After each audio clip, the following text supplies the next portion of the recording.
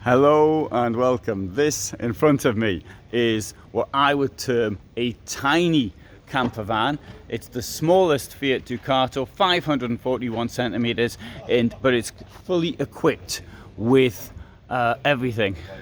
It's even got a tent in the roof, and this will cost €82,500.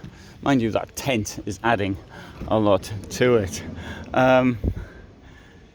I know 82.5 is a lot for a camper van, but it's fitly good. Right, so if you got the tent up, the first thing you're going to be bothered with is the ladder, which is there. So let's just have a quick walk up here. Let's just test it. Is it safe? It seems to be. And I have been known to just to go up the ladder without checking. And that's what the tent in the roof looks like. And so, the bed measures 203 by 135. Windows here, but bear in mind the tent in the roof is a tent.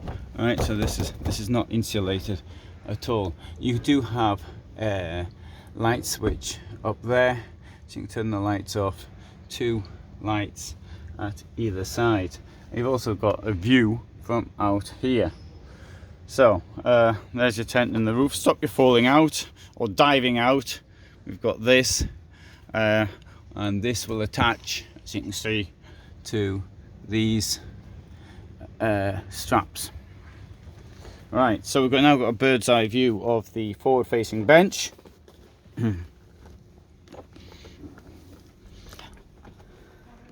And the chair. So you can see this one's on a manual Fiat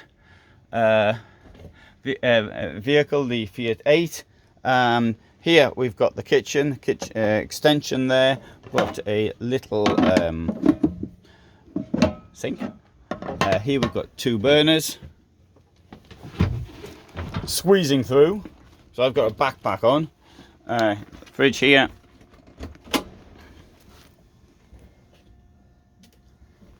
And some storage as well down there.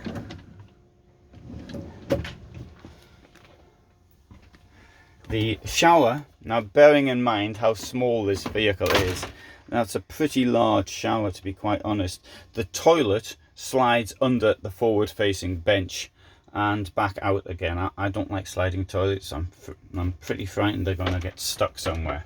Here we've got a sink, drops out, and there's me in the shower showing how much room there is inside. Now, Carthago do 2 types of bed. There's a low one and there's a sort of a normal one. And this one here is quite low. So it's not much higher, in fact, than my knee. Well, easy to sit on. The problem is this, obviously, that you're not using the space under it for storage, but you can use the space over it for storage. Here we find a wardrobe, no bottom to it, so that your clothes can fall out normally. And on this side we've got more storage there as well. Pity that they've wasted the this bit here, and look at all that waste there as well. In a small van, one doesn't want to waste storage. That's quite a large. So obviously you stick your head up here, you've got plenty of space to put a pillow or whatever you sit up on. I use the pillow, although my van also has a headboard. I'm thinking of taking it out. I'll have to show you the headboard in a separate video. Although I do have a video of my van, should anybody want to see it. Good, and there's a bit of storage up here. Now, bear in mind, this is how small this is. 541 times 205. So you can just about get it into a car parking space. Now, cars aren't as wide as this, but many cars are as long as this. This will give, on a 3,500 basis, it'll give what? 700, 650 at least payload. So I mean, from that point of view, stack of stuff you can actually carry in it if you can find the space to do it in.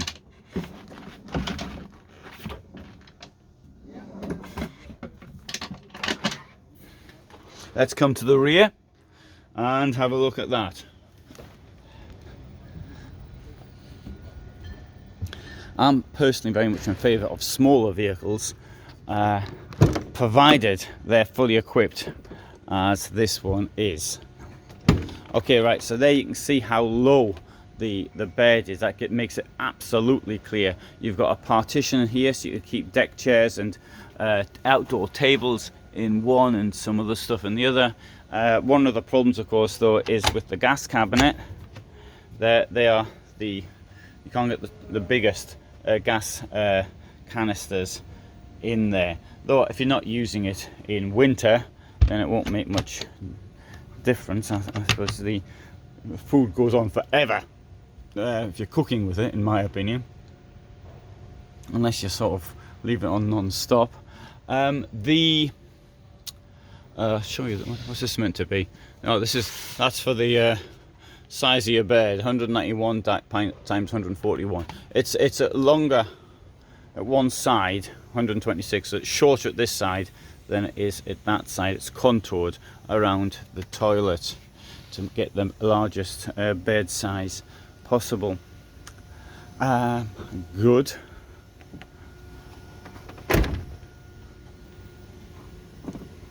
Can be used in the winter though.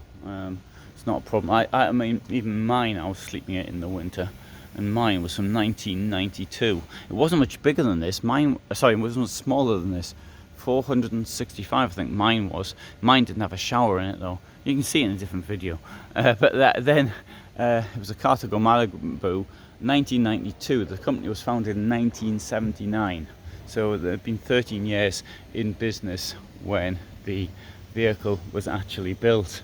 I do like the small ones, but of course it comes in the size. We've got a 6-meter model here, and we've got a 636 model here, and here, 636 centimeters. You can see these in different videos, of course. So there's a number of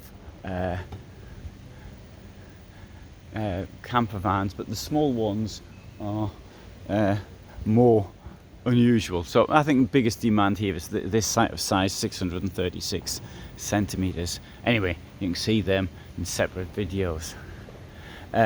So it's its own slogan, the best van in class, but to a certain extent, yeah, I would actually, I don't want to call it the best, but it's one of the best.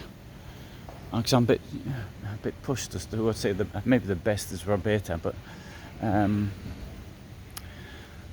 yeah, but it's horses for courses. It depends what you're looking for.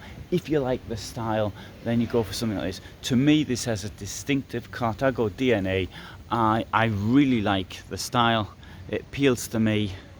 Yesterday, I did a live broadcast from Pilot, and their vehicles to me look totally bland. But that's my choice.